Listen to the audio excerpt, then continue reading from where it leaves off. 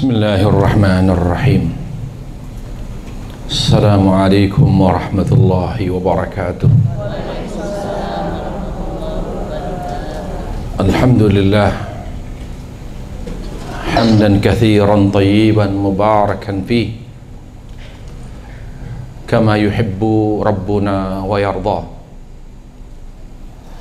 Wassalatu wassalamu ala rasulillah wa ala alihi wa sahbihi wa man tabi'ahum bi ihsanin ila yaumiddin. Amma ba'd. Puja dan puji syukur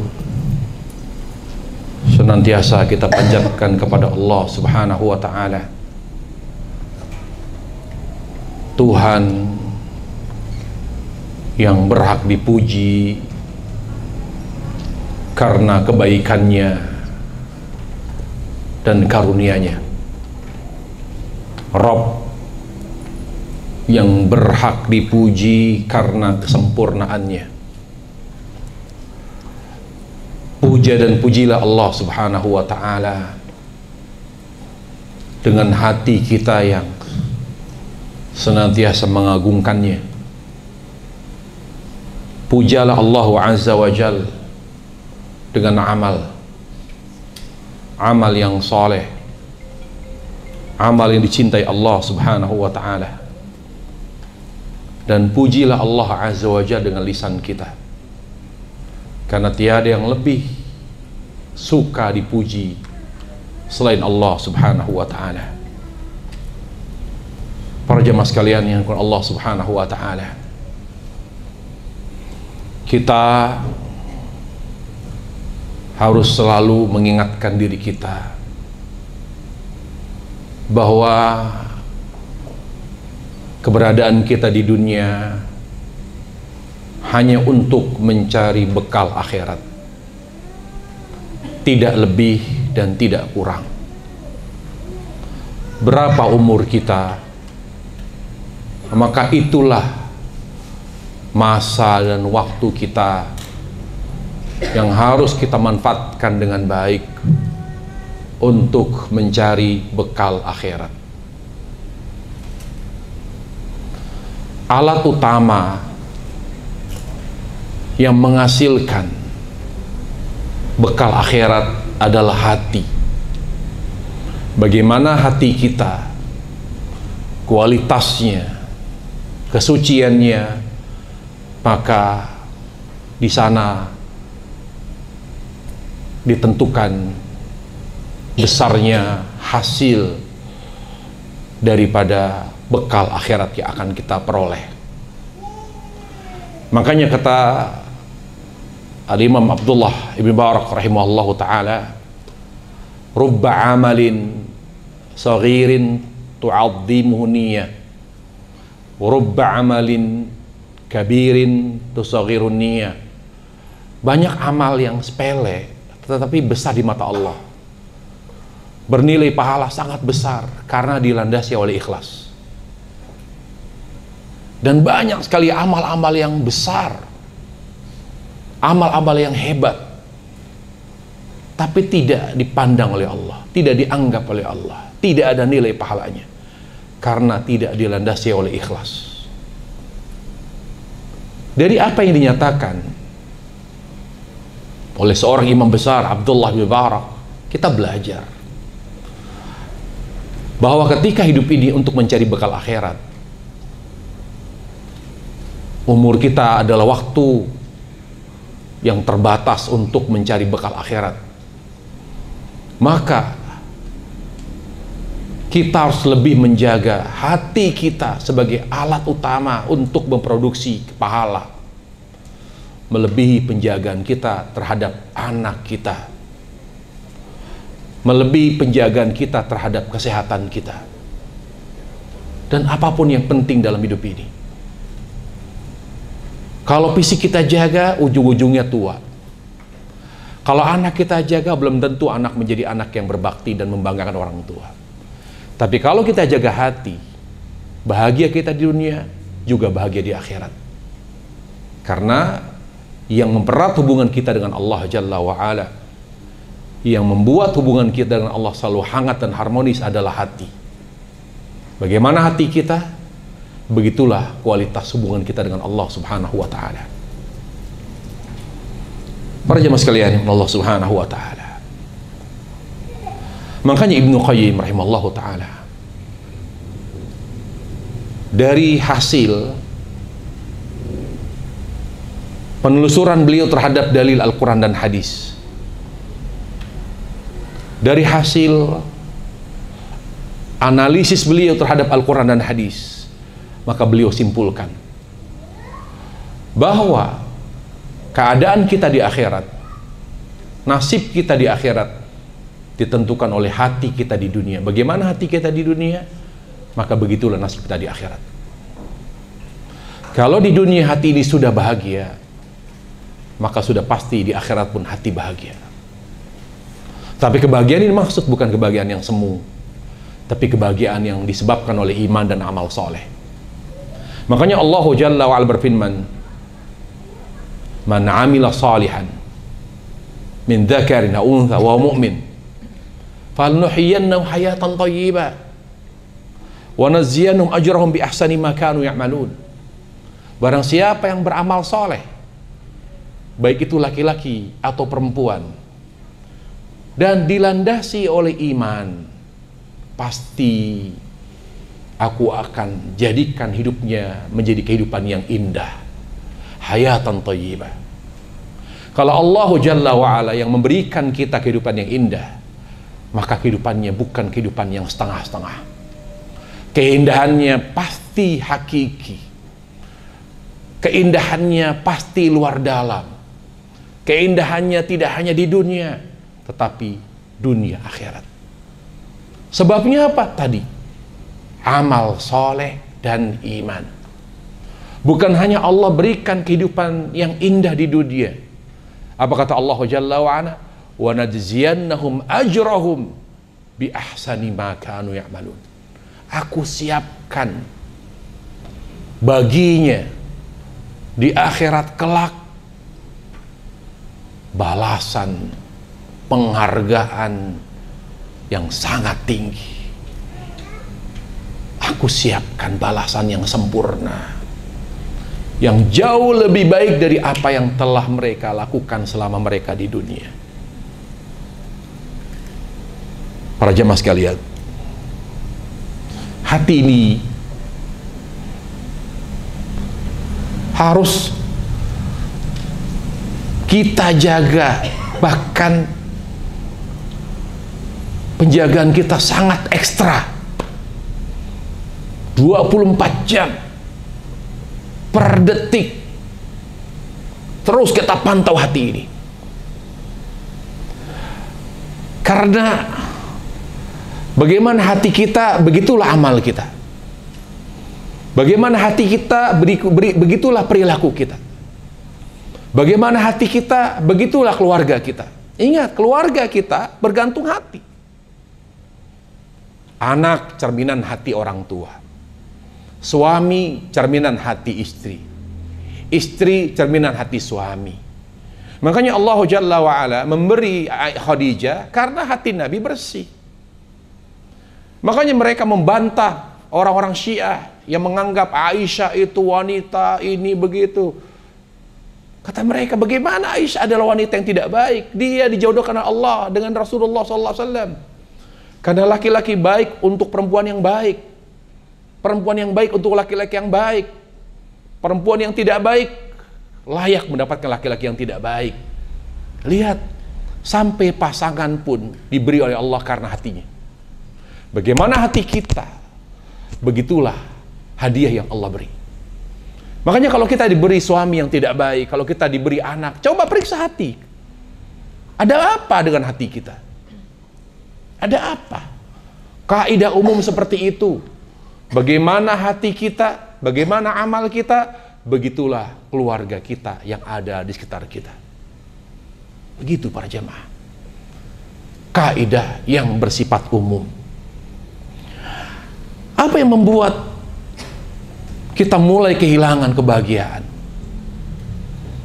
kita mulai kehilangan arah, sehingga kita tidak lagi berorientasi kepada surga, sehingga kita tidak lagi memiliki rasa rindu kepada Allah, tidak ada rasa kangen bertemu Allah tabaraka wa ta'ala.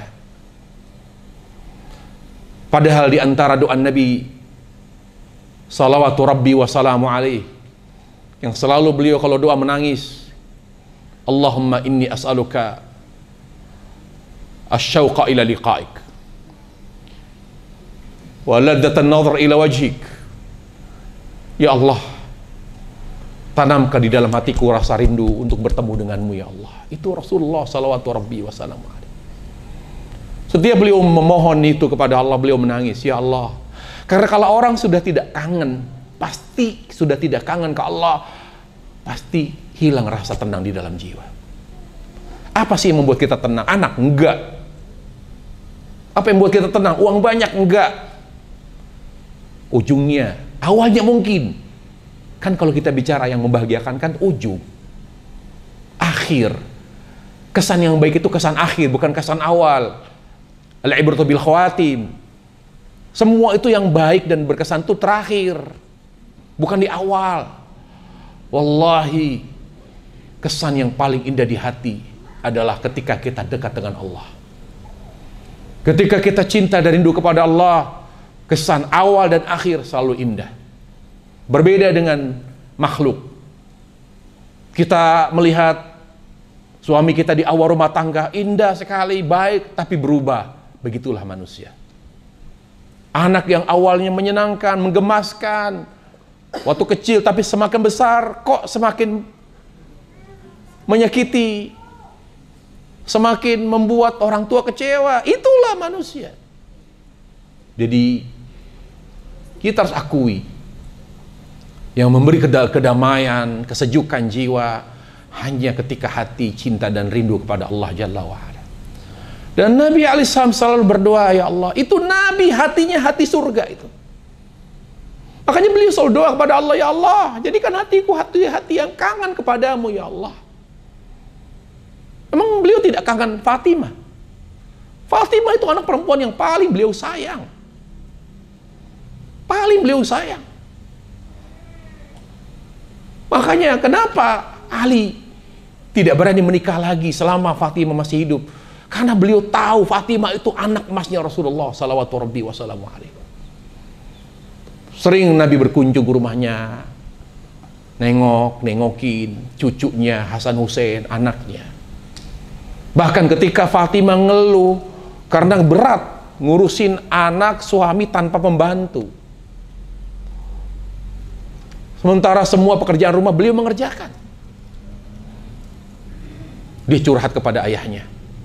Sampai kata Nabi alaihissalam, sabar. Kalau suamimu tidak bisa maksimal membahagiakanmu dengan tidak bisa menyediakan pembantu atau budak, kamu sabar. Tapi ayahnya sedih lihat anaknya. Bayangkan salah seorang pemimpin wanita di surga, Fatimah, tangannya kapalan. Dia nyuci sendiri, nyuci piring sendiri, nyuci baju sendiri, ngurus rumah sendiri.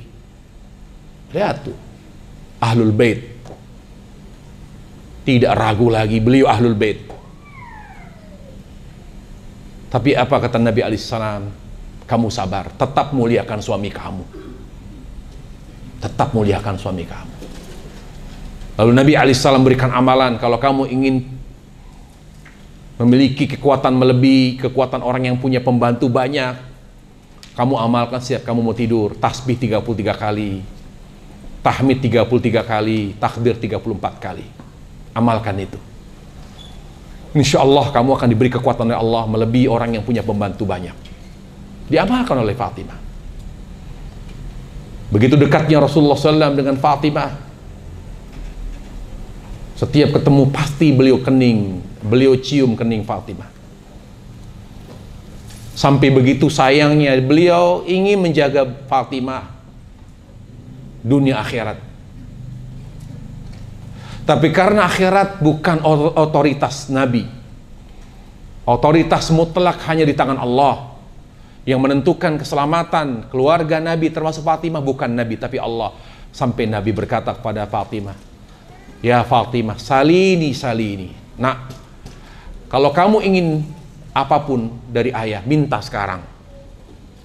Kamu jangan minta apapun kepada ayah nanti kalau kita bertemu di akhirat. Fa inni la ughni anki minallahi syai'a, karena ayah tidak bisa membantu kamu. Sekarang kamu minta apa? Kalau ayah bisa penuhi, ayah penuhi. Banyak sekali hal-hal yang menunjukkan betapa dekatnya, betapa hangatnya Rasulullah SAW dari Fatimah. Tapi hati beliau lebih kangen kepada Allah daripada kepada Fatimah. Lebih rindu kepada Allah daripada kepada Aisyah. Kalau bicara hubungan beliau dengan Aisyah, aduh, Allah Akbar. Cobalah buka hadis. Betapa dekatnya Rasul kepada Aisyah. Betapa sayangnya Rasul kepada Aisyah. Sampai beliau atau istri-istri Nabi ini merasa cemburu, merasa keberatan karena mereka merasa adanya ketidakadilan, karena Nabi mendapatkan apa yang dicari. Wallahi kalau kita bicara Aisyah spek istri itu. Karena ada wanita spek istri, ada wanita bukan spek istri. Ini informasi baru buat ibu-ibu. Nah, makanya Nabi sangat mendambakan. Karena kalau spek istri bukan cuma cantik, dia melayani. Melayani betul. Apa yang dibutuhkan sebagai seorang istri yang bisa membahagiakan suami, dia punya. Itu namanya wanita spek istri itu. Bukan hanya cantik saja. Makanya kata Rasulullah SAW, beliau mengatakan, perbandingan antara Aisyah dengan istriku yang lain seperti bubur dibanding makanan lain. Bubur loh, bubur ayam. Ada kuahnya, ada ayamnya, ada ininya, ada itunya. Lihat, lengkap. Itulah Aisyah. Tapi apakah Aisyah lebih beliau rindukan daripada Allah? Tidak. Allah lebih beliau rindukan daripada Aisyah. Ini hati yang akan menghuni surga. Selama hati ini lebih rindu, lebih kangen anak daripada Allah, jangan mimpi kita akan dekat dari surganya Allah Jalla wa'ala. Beliau sadar itu, Rasulullah SAW. Makanya beliau selalu berdoa, beliau tunjukkan dengan amal, dengan doanya, ya Allah, jadikan hatiku hati yang rindu kepadamu ya Allah. Ya Allah, aku ingin melihat wajahmu ya Allah. Aku ingin merasakan kelezatan, kenikmatan melihat wajahmu ya Allah. Itulah para jamaah. Tapi ada yang membuat kita kehilangan semua itu. Keberkahan, kebahagiaan, ketenangan. Ketika kita membiarkan hati ini lalai. Nah, ini bahaya.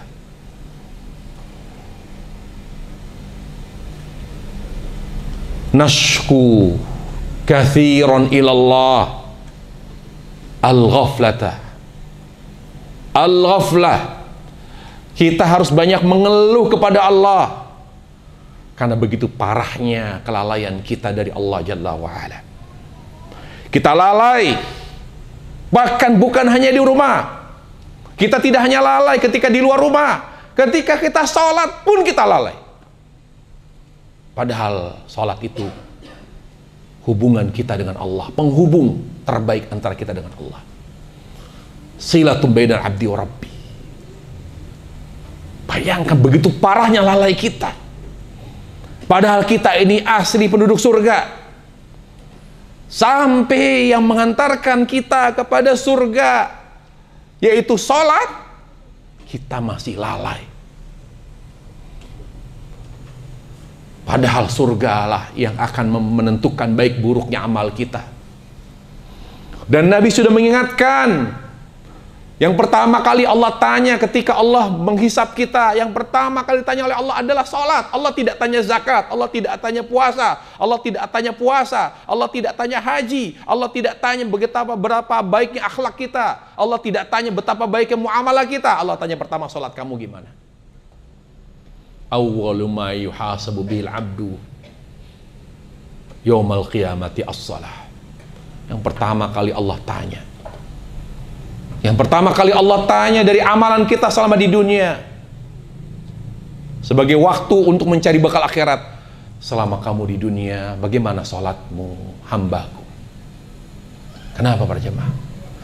Kenapa sholat yang pertama kali ditanya oleh Allah? Kenapa tidak zakat? Kenapa tidak puasa? Padahal puasa itu amalan yang tersembunyi. Yang tahu puasa hanya kita dan Allah. Tapi kenapa Allah tidak tanya puasa Ramadanmu gimana, puasa sunnahmu? Jawabannya, kenapa Allah tabaraka wa ta'ala ketika menghisap kitab yang ditanya pertama salat? Karena media terbaik untuk meluapkan rasa rindu kita kepada Allah, salat. Sarana terbaik, tempat untuk meluapkan rasa rindu dan kangen kita kepada Allah. Di dunia kita beriman kepada Allah tapi tidak melihat Allah. Allah yang melimpahkan rezeki kepada kita, Allah yang berikan segalanya, tapi kita tidak pernah melihat dan ketemu Allah. Maka cara untuk meluapkan rindunya hanya melalui sholat. Nggak ada lagi, hanya melalui sholat. Kalaupun ada di haji tidak seberapa, tapi tempat terbaik meluapkan rasa rindu kita kepada Allah adalah sholat. Makanya Nabi alaihissalam bersabda, wa ju'ilat qurratu aini fis shalah. Yang paling menyejukkan jiwaku adalah sholat. Yang paling mengobati rasa rinduku kepada Allah adalah sholat. Makanya Allah tanya, berarti para jemaah, ketika pertama kali Allah tanya tentang salat, apa artinya? Selama kamu di dunia, kamu rindu gak sih sama aku? Itu yang maksudnya Allah tanya. Selama kamu di dunia, umur kamu berapa di dunia? 30, 40, 50. Berapa kali kamu rindu? Lalu kamu obati rasa rindumu melalui salat. Makanya Allah cek salatnya. Oh, ini orang salatnya Masya Allah. Berarti kamu sering rindu kepada saya ya? Kamu rindu sama saya? Aku siapkan Firdaus. Makanya ada orang masuk surga bukan karena amalnya. Kata Nabi alaihissalam, la yadkhulul jannah ahadun bi amali. Enggak ada orang masuk surga karena amalnya. Kemudian kata sahabat, ya Rasulullah, engkau pun termasuk masuk surga bukan karena amal engkau. Termasuk saya, termasuk aku. Aku mau surga bukan karena amal saya. Saya mau surga karena rahmat Allah. Kalau kita ingin baik para jamaah, bukan dengan memperhias penampilan lahiriah saja, tapi hiasi hati ini dengan rindu kepada Allah. Bagaimana kita bisa memiliki rasa rindu? Belajar agama. Orang yang bodoh artinya dia tidak mengenal Allah. Kita belajar agama para jamaah sekalian agar kita lebih mengenal Allah. Innama yakhshallaha min ibadil ulama. Ingat, kita belajar agama, menuntut ilmu agama, bukan untuk berhijab, bukan untuk menghindari riba, bukan untuk menjadi istri yang salehah, bukan untuk ini itu keluarga apapun yang namanya hidup kita lebih syar'i. Enggak, bukan itu. Itu namanya implikasi. Efeknya ke sana nanti. Tapi kita belajar agama, kita ngaji, kita menuntut ilmu agama, tujuannya satu yang utama, agar lebih mengenal Allah. Karena dari mengenal Allah, kita takut Allah. Gak ada yang bisa mengatasi kita dari kelalaian kecuali takut kepada Allah Tabaraka wa Ta'ala. Ini yang membuat kita terbuai oleh kelalaian, terlena oleh kelalaian, karena banyak dari kita yang tidak mengenal Allah dan tidak takut kepada Allah Subhanahu wa Ta'ala. Padahal para jamaah, kalau kita punya takut, punya rasa takut pada Allah saja, alhamdulillah, insya Allah, walaupun kita punya banyak kekurangan, ya sholat saya banyak, ya nggak khusyuknya, saya berbuat baik, kurang ikhlasnya, saya jadi istri belum bisa menjadi istri yang baik betul, saya jadi anak belum bisa jadi anak yang berbakti, ya sebisa saya, intinya banyak kekurangan. Tapi kalau sudah punya takut kepada Allah, insya Allah, isma'u ra'akumullah, dengarkan hadis Nabi SAW. Kata Nabi, ada seorang yang awam, dia sudah merasa dekat dari kematian. Dia punya firasat dekat dari kematian, itu sahih. Itu firasat seorang mukmin, merasa kayaknya sudah dekat dari kematian. Itu ada. Makanya kata Nabi SAW, ittaqu firasatamu, hati-hati sama firasat orang beriman. Lalu ketika dia merasa dia sudah dekat dari kematian, dia panggil anak-anaknya. Dia kumpulkan, lalu dia tanya sama anak-anaknya setelah kumpul, karena mereka sudah tinggal masing-masing, sudah punya rumah tangga masing-masing, lalu setelah kumpul ditanya, "Nak, ayah ingin bertanya kepada kalian, ayah merasa ayah sudah tidak lama lagi tinggal di dunia. Ayah ingin bertanya kepada kalian, menurut kalian ayah ini ayah yang bagaimana? Yang baik atau kurang baik atau bagaimana?" Mereka menilai, ayah jangan begitu, jangan nanya seperti itu. Ayah orang yang baik, kami bangga punya ayah seperti ayah. Kalau memang kalian menganggap ayah yang baik, ayah minta satu. Kalau ayah ngasih wasiat, tolong laksanakan wasiat ayah. Apa ayah wasiatnya? Wasiat ayah adalah kalau ayah meninggal nanti, tolong bakar jasad ayah, lalu abunya kamu buang ke laut, tapi bukan dalam keadaan cuacanya bersahabat, tapi di saat angin kencang. Ya, angin kencang, kamu buang, jadi abunya kemana-mana. Aduh ayah, kenapa harus begitu? Laksanakan saja. Kalau kamu sayang ayah, kamu nurut. Kecuali kamu tidak sayang, karena cinta itu melahirkan ketaatan. Kalau kamu cinta, pasti nurut. Makanya kalau kamu sayang, kamu nurut. Baik ayah, akhirnya meninggal, dibakar. Singkat cerita, dibakar, kemudian abunya dibuang ke laut dalam keadaan angin kencang. Di akhirat Allah bangkitkan. Dibangkitkan, dikembalikan, kata Allah, "Hei fulan, kenapa kamu berwasiat seperti itu kepada anakmu?" Maksudnya apa? Kamu pesan berwasiat kepada anakmu agar membakar jasadmu, lalu kamu tidak hanya dibakar jadi abu, bahkan kamu minta abunya ditebar di laut di waktu angin kencang. Maksudnya apa? Maksudnya supaya kamu nggak aku azab gitu? Kamu meragukan kemampuanku? Tidak ya Allah, tidak ya Allah. Aku lakukan semua itu karena aku takut kepadamu ya Allah. Aku lakukan wasiat sekonyol itu karena aku takut kepadamu ya Allah. Apa kata Allah? Aku maafkan semua kesalahanmu. Masuk kamu ke dalam surga. Di orang awam, wasiatnya konyol, tapi apa yang membuat Allah maafkan? Dia takut Allah. Tolonglah, jangan hanya jadi wanita yang berhijab, bercadar, tapi gak punya takut Allah, gak bahkan baik. Biar Allah yang menilai kita baik, bukan manusia. Jangan hanya penampilan syar'i, tapi hatinya tidak bisa mengimbangi penampilannya. Kalau mau baik dari hati, dari mana kita bisa memulai kebaikan? Dari titik takut kepada Allah berdasarkan hadis ini. Bayangkan. Itu konyol, karena dia kayak nggak percaya Allah bisa membangkitkan dia. Padahal dia tahu ada hari kebangkitan. Tapi dia minta dibakar jasadnya ketika jadi abu, bukan supaya apa? Kayak ngakalin Allah gitu loh. Dibuang abunya di waktu cuaca tidak bersahabat, dia nggak mau.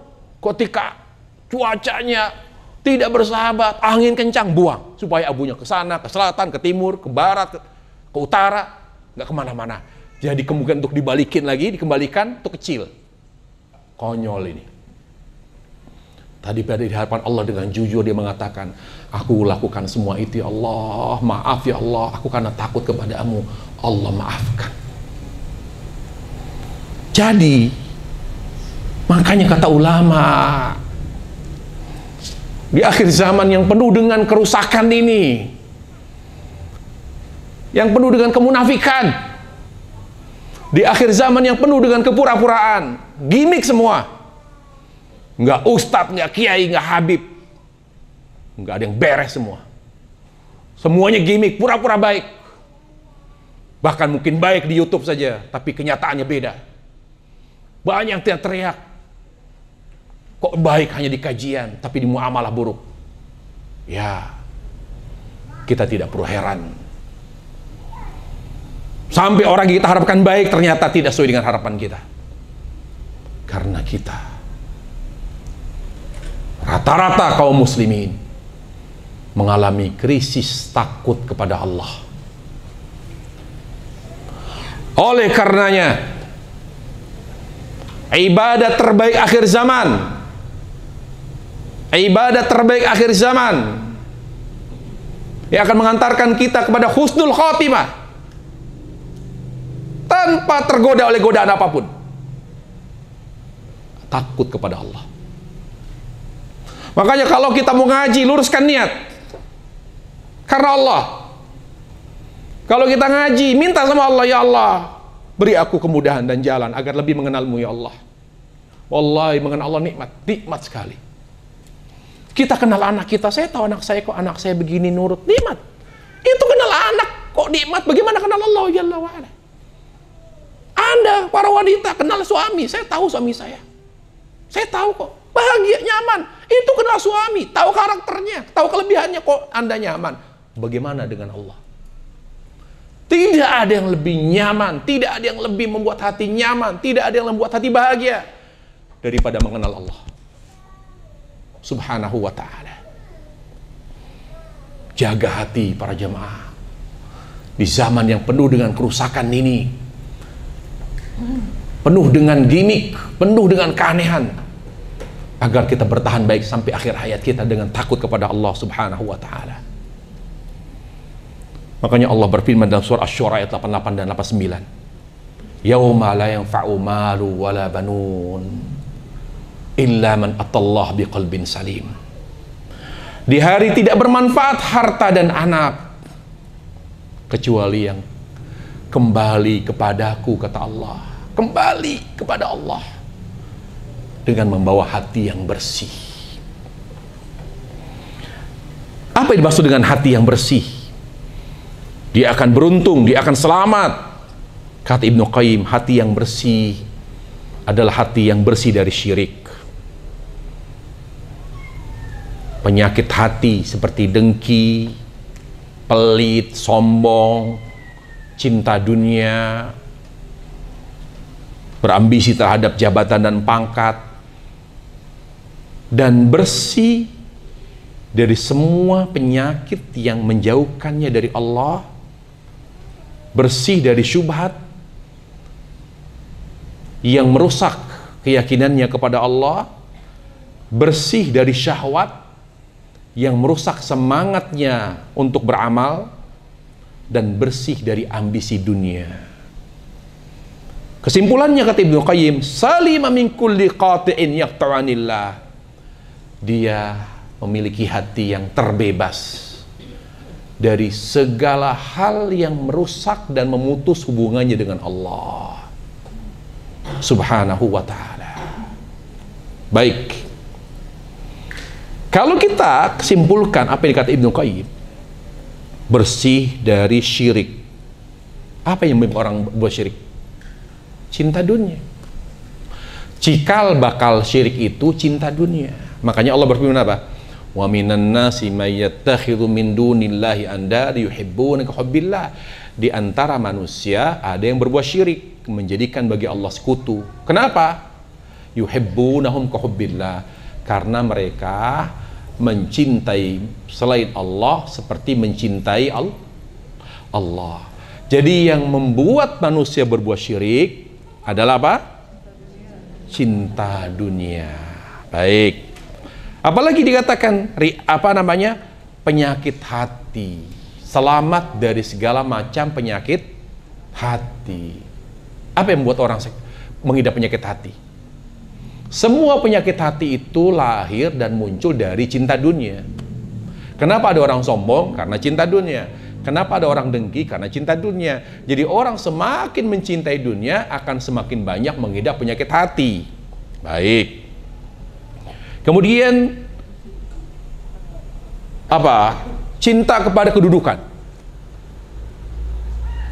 Kedudukan apa? Dunia. Ada orang pengen jadi pejabat tapi gajinya kecil, nggak mau. Ada nggak jadi pejabat tapi tidak ada perempuan, nggak mau.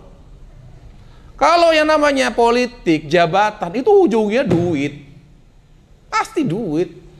Tapi kan gajinya kecil, iya sampingannya, tunjangannya, iya kan?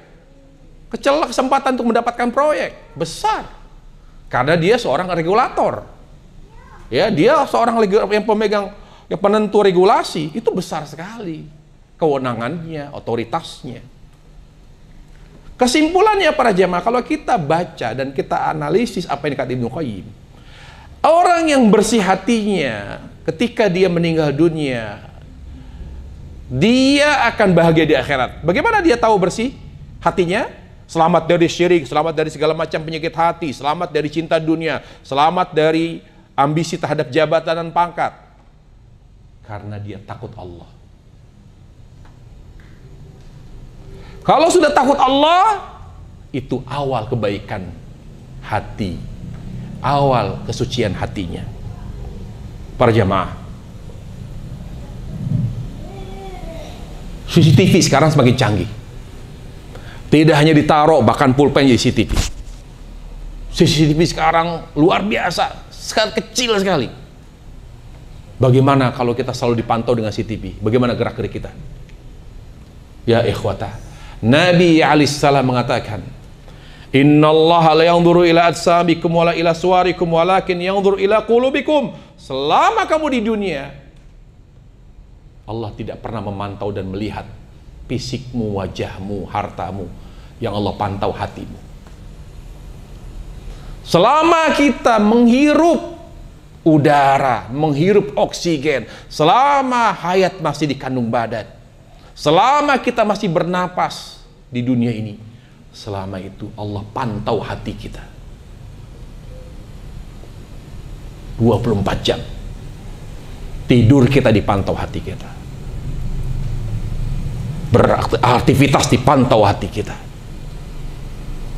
di tempat keramaian dipantau hati kita, di tempat sepi dipantau, di dalam negeri, di luar negeri, di dalam rumah, di luar rumah, selalu Allah pantau hati kita. Yang mantau Allah Al-Khabir, yang maha mengetahui,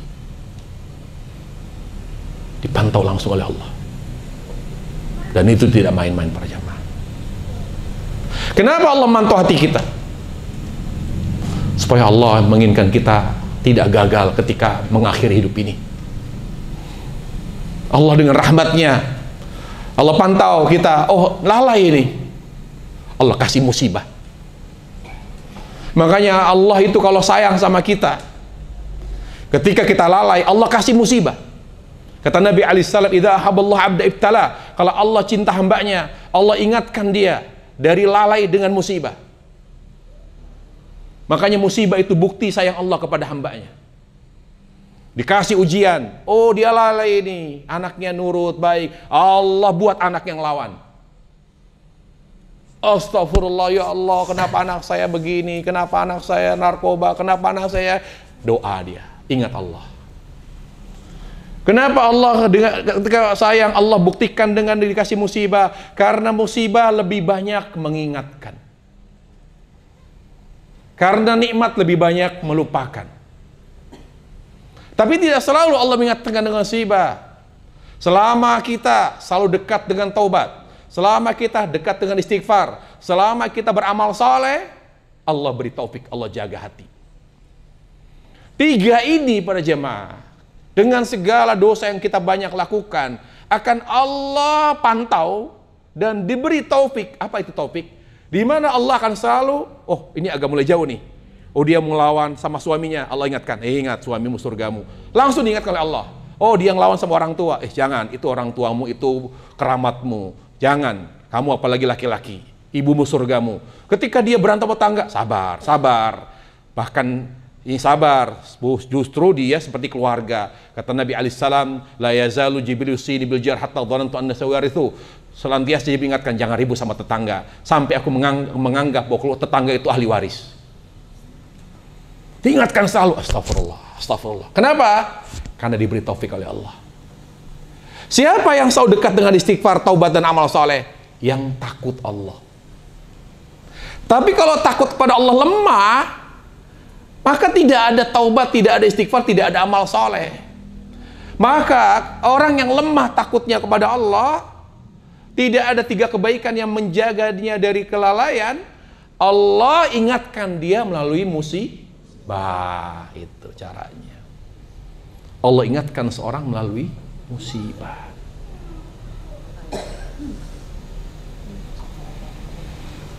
Para jemaah sekalian, Allah Subhanahu wa ta'ala, oleh karenanya Islam sangat memberi perhatian besar agar umat ini bersatu,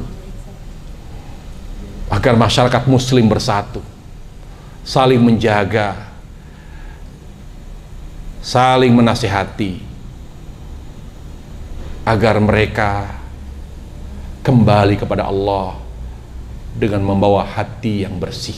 Itu tujuan nasihat, itu tujuan daripada persatuan, kesatuan, kebersamaan. Di antaranya apa?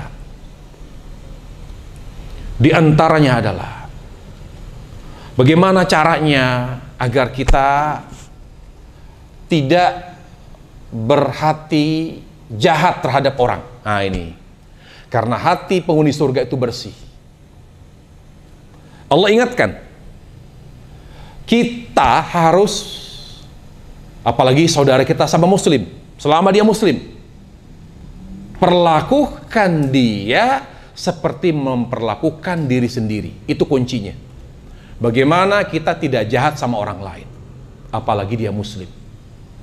Allah Subhanahu wa ta'ala selalu ingatkan. Misalnya Allah katakan dalam surah Al-Hujurat ayat 10, innamal mu'minuna ikhwah. Sungguhnya orang beriman itu saling bersaudara. Sejahat-jahatnya orang, dia saudara kita. Harus kita jaga. Jadi kita selama disakiti, dizalimi, diapakan oleh orang lain dan dia muslim, kita harus sabar. Doakan hidayah. Jangan diputus, jangan dendam, jangan sakit hati. Kita pun begitu. Jangan memperlakukan orang lain, jangan menzalimi, karena kita anggap mereka seperti diri kita sendiri. Kita perlakukan orang lain seperti memperlakukan diri sendiri. Jadi asasnya adalah persaudaraan. Kalau kita punya kekuatan, dia saudara kita, dia saudara kita. Nggak mau ribut, nggak mau ada konflik. Itu akan membuat hati ini lebih cenderung memaafkan. Malu nggak keluarga ribut? Muslim itu bersaudara, lebih dari keluarga. Ya, maka caranya apa? Kata Nabi alaihissalam. Pertama, untuk menunjukkan bahwa kita saling bersaudara, tidak ada namanya perang dingin, tidak ada benci, dengki, bara sama saudara muslim supaya hati kita bersih, adalah jangan menyimpan kemarahan berhari-hari. Jangan saling dengki, kata Rasul. Jangan saling acuh tak acuh. Jangan saling tidak menyapa. Jangan saling memutus silaturahim.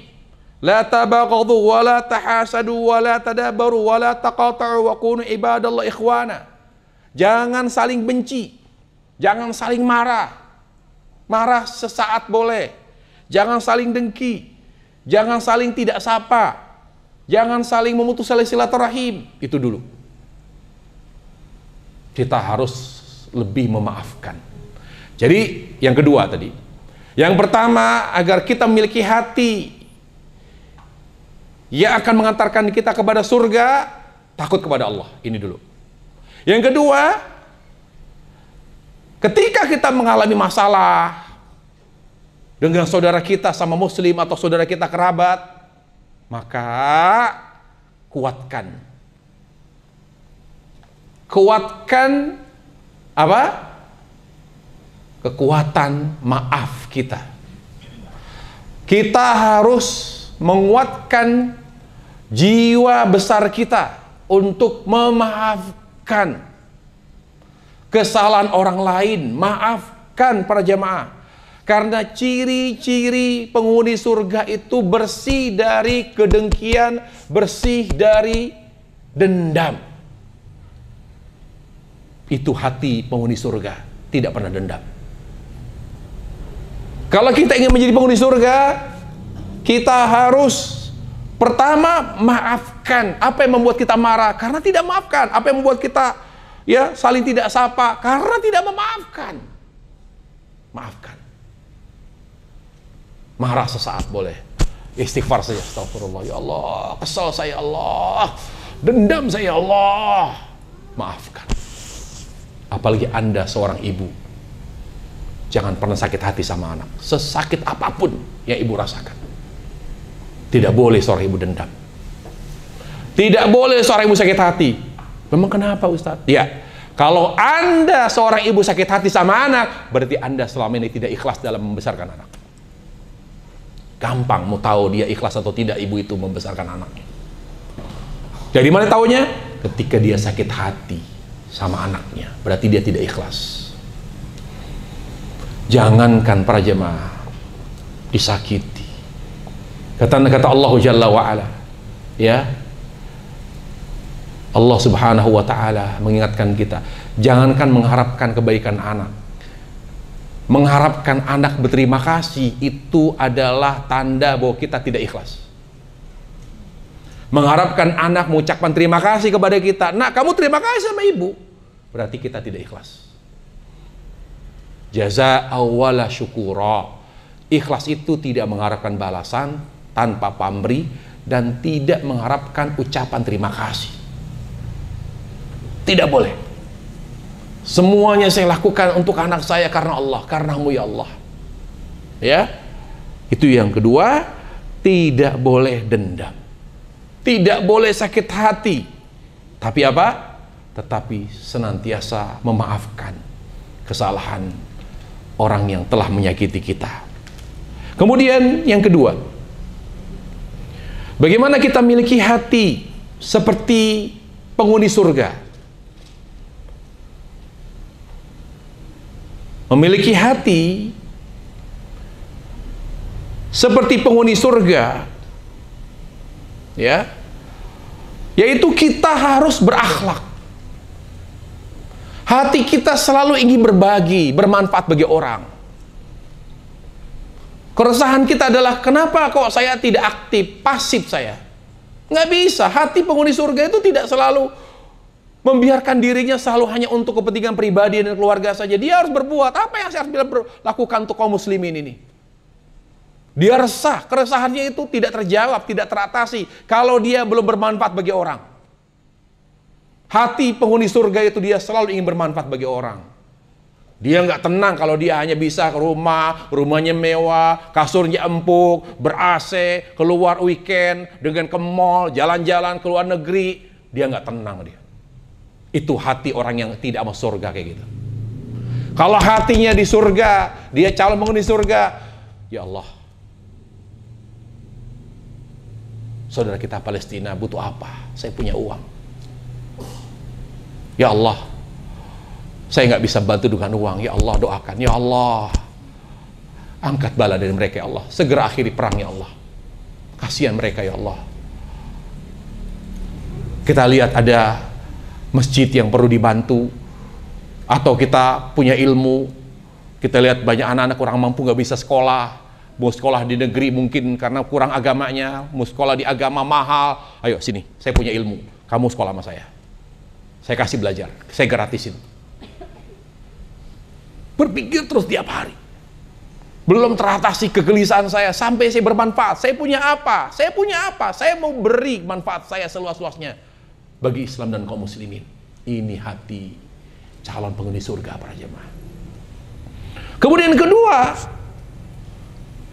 yang paling membuat dia gelisah adalah ketika dia bermasalah menyakiti orang.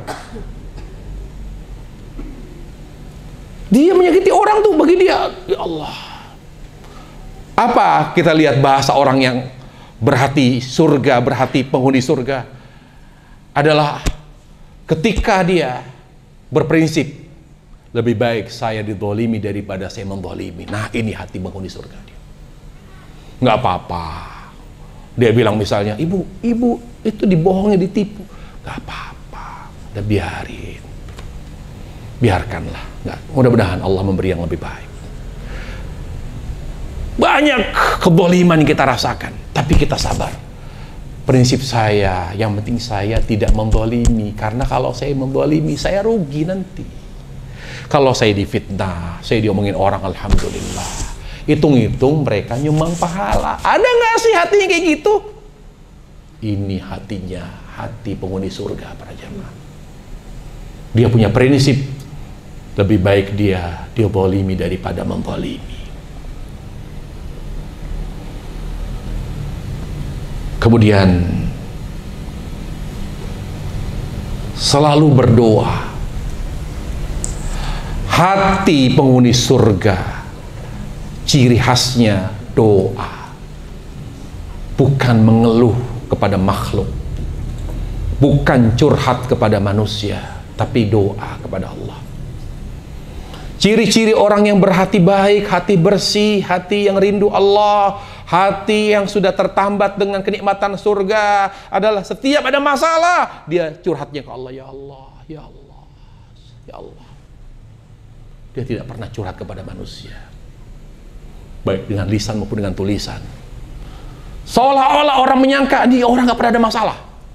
Hidupnya tuh baik-baik saja, padahal masalahnya banyak. Tapi dia merahasiakannya, dia hanya curhat kepada Allah Subhanahu wa Ta'ala. Di antara para jamaah, doa yang harus kita selalu minta kepada Allah, seperti doa Nabi SAW, yaitu apa? Tolong diingat, dicatat. Hadis sahih riwayat Abu Dawud, Nasai, Tirmidzi, Majah, yaitu doa Nabi alaihissalam supaya hatinya bersih dari segala penyakit hati. Ya, waslul sakhimata qalbi, waslul sakhimata sadri. Pendek, mudah dihafal. Waslul sakhimata qalbi, waslul sakhimata qalbi. Ya Allah, bersihkan hatiku dari seluruh penyakit hati. Itu doa Nabi SAW. Waslul sakhimata qalbi. Ya Allah, bersihkan hatiku dari segala penyakit hati. Itu tolong dibaca itu terus. Waslul sakhimata qalbi. Nah, kemudian apalagi ya yang membuat hati ini seperti hati penghuni surga, selain tidak memiliki penyakit hati, tidak pernah sakit hati, tidak pernah dendam, tidak pernah marah, selalu memaafkan, tidak pernah sombong. Selain itu apa? Kalau ada saudara kita yang salah, kita segera menasihati. Kita lihat misalnya suami kita berbuat salah, nasihati dengan baik. Kalau anak kita salah, nasihati. Tidak membiarkan adanya kesalahan dan kemungkaran. Keinginannya untuk menasihat itu sangat kuat sekali. Orang yang punya keinginan kuat memberi nasihat kepada orang lain yang telah berbuat salah, ini hati calon penghuni surga. Selalu ingin beri nasihat. Dia lihat temannya futur, lagi turun semangat beragamanya. Lu kenapa sih? Iya nih, gua begini, rumah tangga begini. Sabar. Bukan malah demi karena nggak enak dibiarin. Kok kayaknya lagi bete, lagi nggak mood. Kenapa? Didiemin. Yuk kita jalan-jalan, yuk kita kesini. Malah diajak, ditemenin doang jalan-jalan. Tapi tidak dinasihati. Tidak, para jemaah.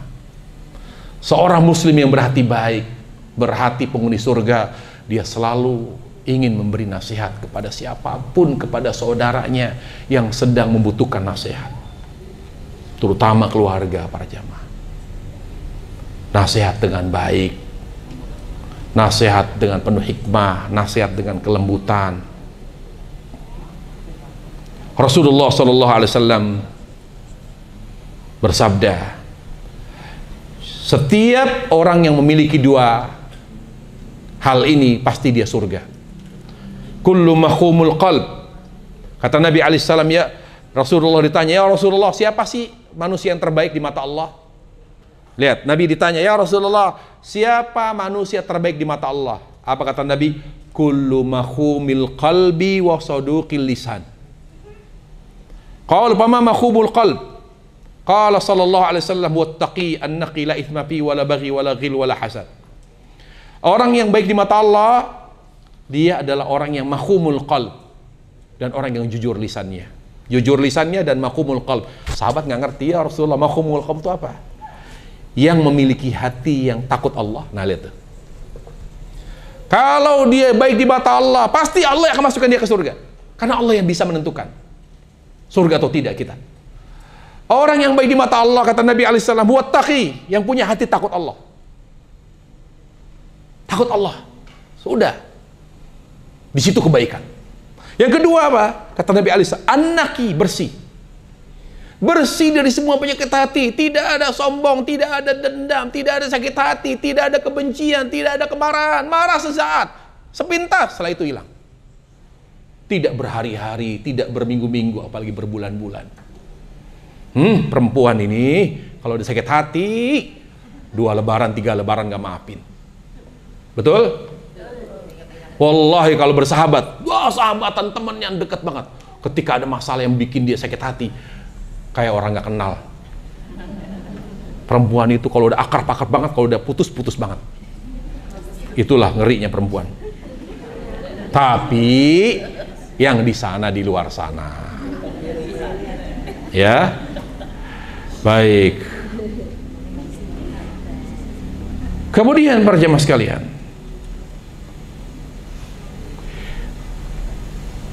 seorang yang berhati calon penghuni surga, dia akan lebih banyak melihat aib dirinya daripada aib orang lain. Lebih sering melihat kekurangan dirinya daripada kekurangan orang lain. Itu dia periksa hatinya. Oh iya, saya punya sampai saat ini suka suudzon sama orang. Saya merasa saya agak sombong memang.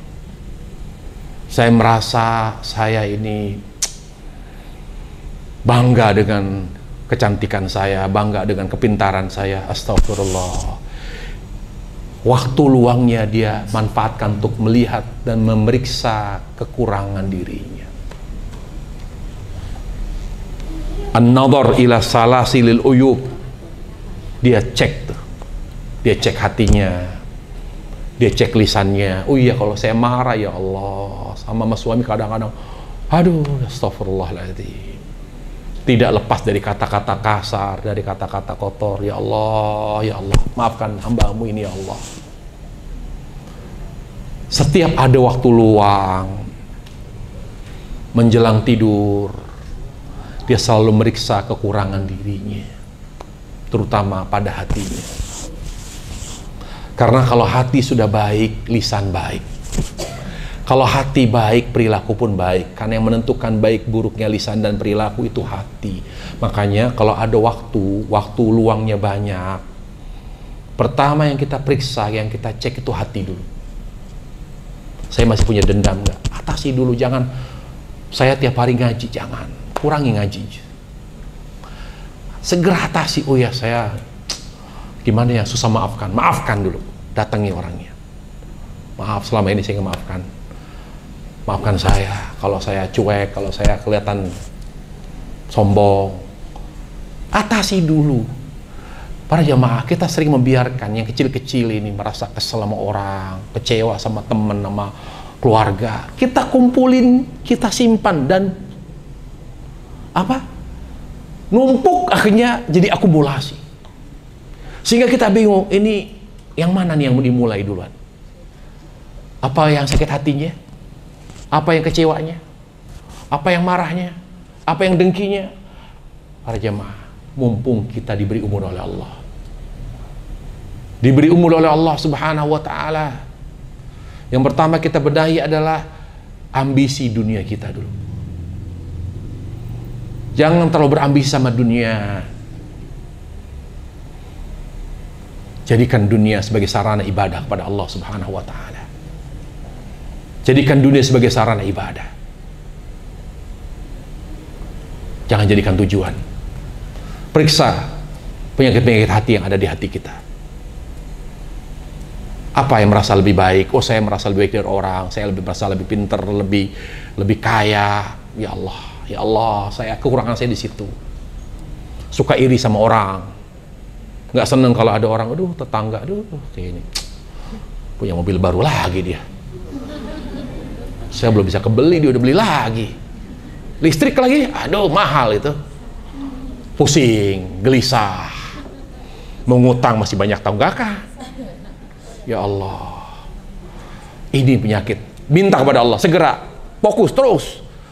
Hari ini, besok, ya Allah, jadikan saya orang yang gak pernah iri sama orang, ya Allah. Ya Allah, saya tersisa dengan penyakit hati ini, ya Allah. Ngeluh sama Allah. Karena Allah yang bolak-balik hati kita, Allah pula yang bisa menyembuhkan penyakit hati kita, para jamaah.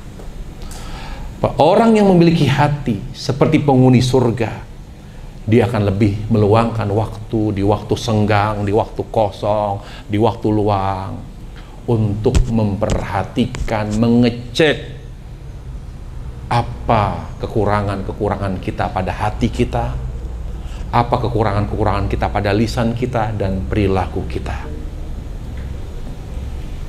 Kemudian para jamaah, agar hati ini semakin bersih, semakin terarah kepada Allah, semakin dekat kepada surga, semakin dekat kepada husnul khatimah, kita setiap beramal berusaha ikhlas karena Allah.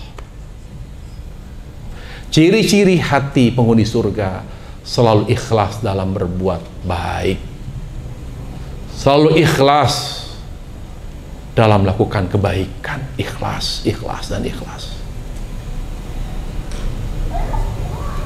Pernah dengar hadis bitokoh? Hadis orang yang memiliki kartu kecil, ketika dia selama hidupnya banyak berbuat amal buruk, lalu Allah timbang amal baik dan buruknya. Ketika ditaruh di timbang sebelah kiri, amal keburukannya dicatat di lembaran sejauh mata pandang, nggak cukup, sampai timpang begini. Timbangannya begini.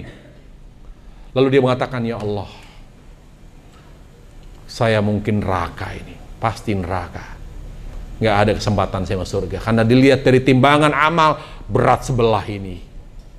Lalu kata Allah Subhanahu wa ta'ala, kamu lupa, kamu punya kebaikan yang kamu lupakan. Apa itu ya Allah?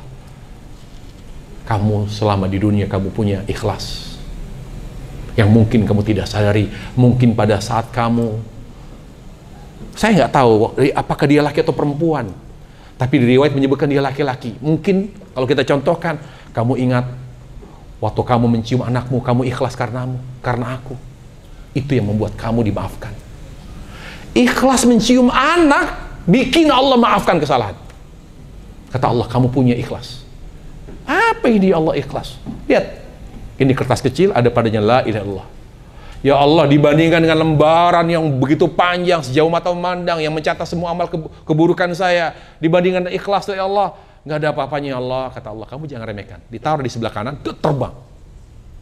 Beratnya ikhlas di mata Allah luar biasa, para jemaah. Jangan meremehkan ikhlas. Bagaimana caranya kita soal ikhlas? Ingatkan orang yang muji, jangan puji saya dong, doakan saya ya.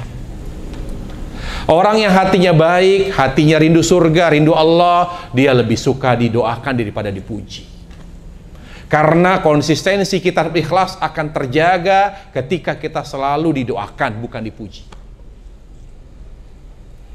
Dan kita selalu mengingatkan diri kita, ketika kita membuat teh buat suami, ketika kita melayani suami, karena Allah, jangan karena kebaikan suami. Itu ingat itu. Ketika kita membesarkan anak, mengantar anak sekolah, menjemput anak, apapun, merawat anak, semuanya lakukan karenamu ya Allah, bukan karena dia anak saya. Itu ciri-ciri hati seorang calon penghuni surga. Kemudian ridho dengan takdir, nerima dia nggak ada merasa protes. Ya Allah, kenapa saya hidup susah terus, kenapa hidup saya begini? Nggak ada, ridho. Raditu billahi rabba. Dengan sangat yakin bahwa semua takdir itu adalah yang terbaik dari Allah. Allah menetapkan takdir dengan rahmatnya. Selama kita muslim, takdir kita walaupun pahit, hakikatnya itu baik. Baik, karena yang menakdirkan kita, yang menakdirkan kita hidup susah, yang menakdirkan kita hidup penuh dengan cobaan, penuh dengan kekurangan, Allah yang maha penyayang, para jemaah. Allah yang lebih sayang kepada kita daripada ibu kandung kita. Kita lihat diri kita, kekurangan kita ini, saya punya keluarga begini, saya punya begini, ekonomi saya begini. Siapa yang menakdirkan? Allah yang maha penyayang. Maka kita ridha, raditu billahi rabba. Ridha ya Allah. Nikmat rasanya. Selalu berbaik sangka kepada Allah, walaupun gak mana sakit, walaupun gak penuh dengan masalah, tetap suudzon, tetap husnudzon kepada Allah. Tetap berbaik sangka kepada Allah Subhanahu wa ta'ala. Para jemaah sekalian, kemudian hati yang dimiliki oleh calon penghuni surga seperti apa? Hati yang selalu rindu kepada Al-Quran, tidak pernah diabsen dari baca Quran setiap hari, dan selalu mentadaburinya. Kalau dia baca Quran tiap hari, saya harus baca Quran saya. Apakah ba'da subuh, apakah waktu duha, kapan ada waktu luang. Gersang hati, rasanya rindu. Makanya kata Utsman bin Affan radhiyallahu anhu,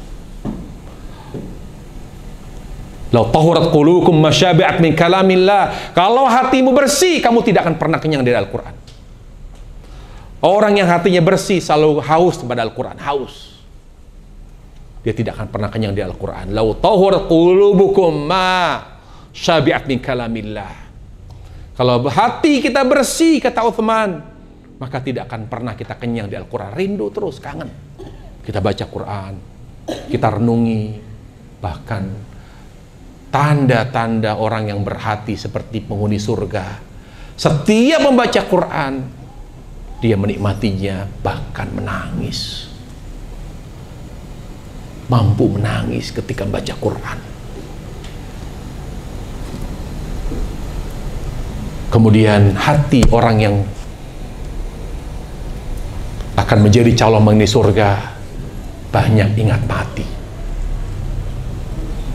tidak menganggap penting segala hal yang tidak dibawa mati. Saya nggak mau ngejar jabatan lah, udahlah. Saya nggak mau terlalu berambisi terhadap harta, jabatan. Tidak terlalu berambisi terhadap dunia, segala sesuatu yang tidak dibawa mati, dan banyak mengingat mati.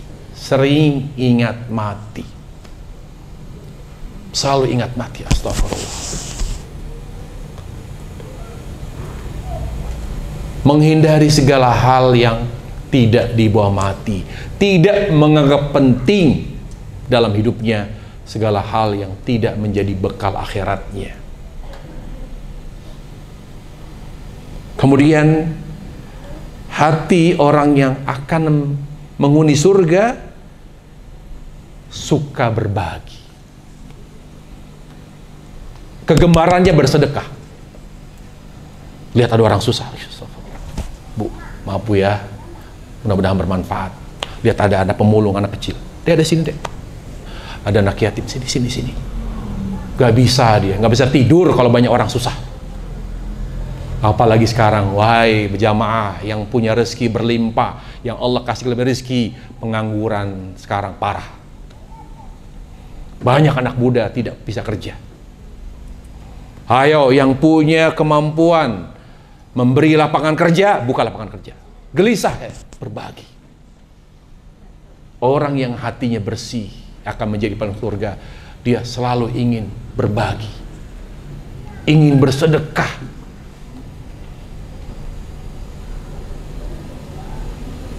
Kemudian orang yang hatinya akan menjadi hati seperti calon penghuni surga, dia selalu berbaik sangka kepada orang lain.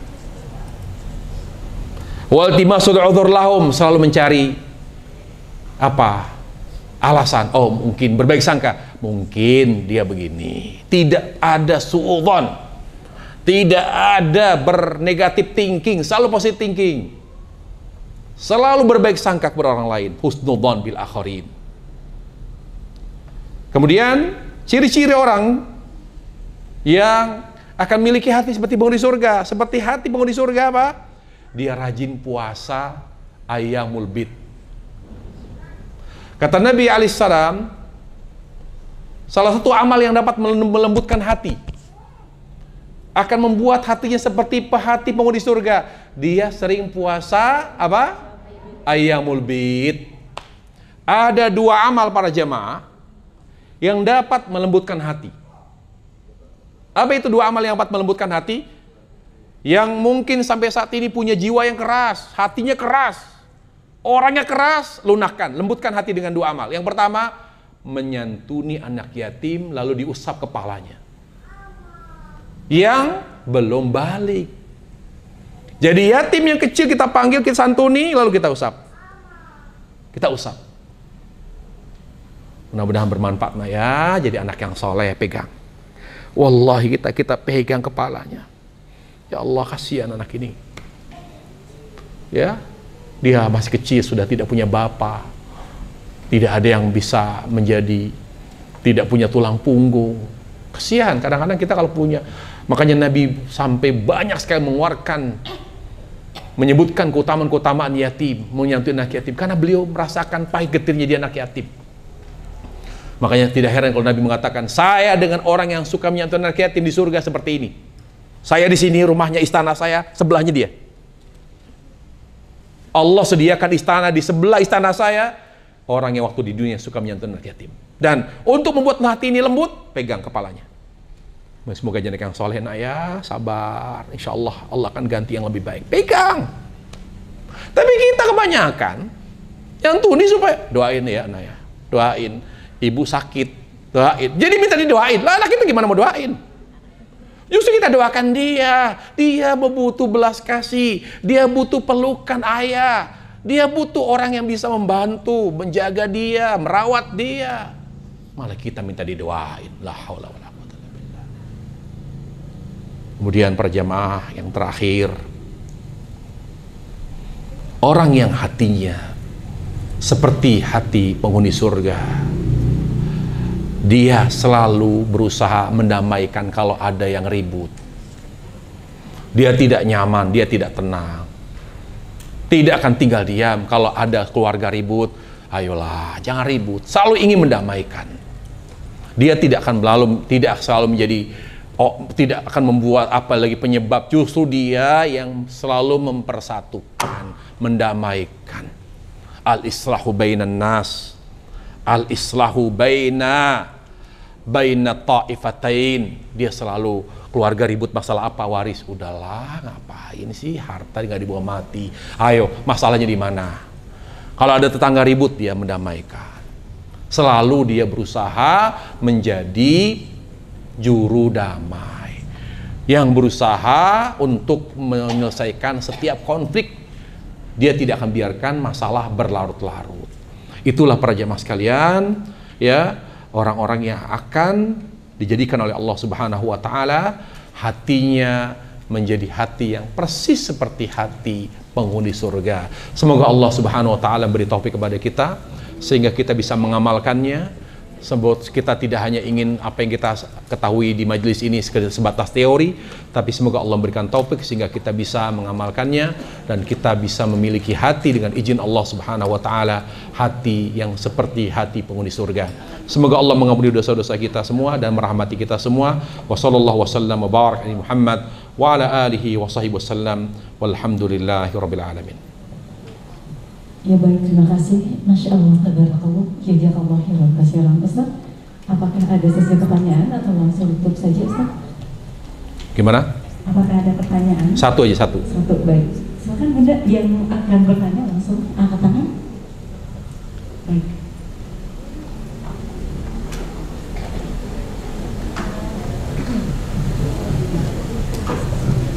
Bismillahirrahmanirrahim. Assalamualaikum warahmatullahi wabarakatuh. Waalaikumsalam warahmatullahi wabarakatuh. Izin bertanya Ustaz, Ya. apakah kita boleh memutus tali silaturahmi kepada orang-orang yang toksik di sekitar kita? Terima kasih. Saya lupa ya, toksik itu apa ya? Maaf, nggak gaul. Apa? Kasar ya, kasar ya. Kasar ucapannya, kasar. Hah? Selalu didengar katanya ingin menang sendiri. Oh gitu, banyak ya. Egois, banyak lah ya. Apakah apa pertanyaan gimana tadi?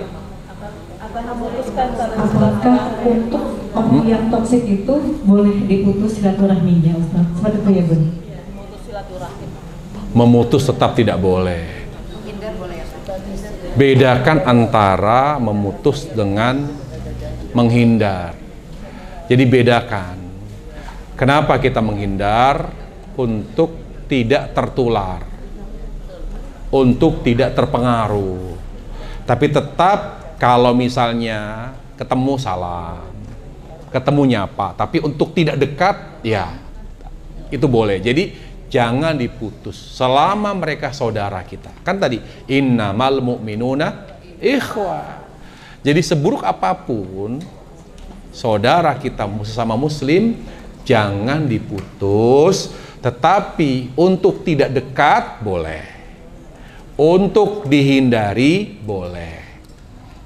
Tadi karena seorang itu bagaimana perilaku teman dekatnya, orang dekatnya, begitulah perilaku kita. Makanya jangan diputus, tetap tidak dibenarkan oleh dalil. Yang kita lakukan adalah menghindari, tidak dekat dengan orang-orang yang seperti itu.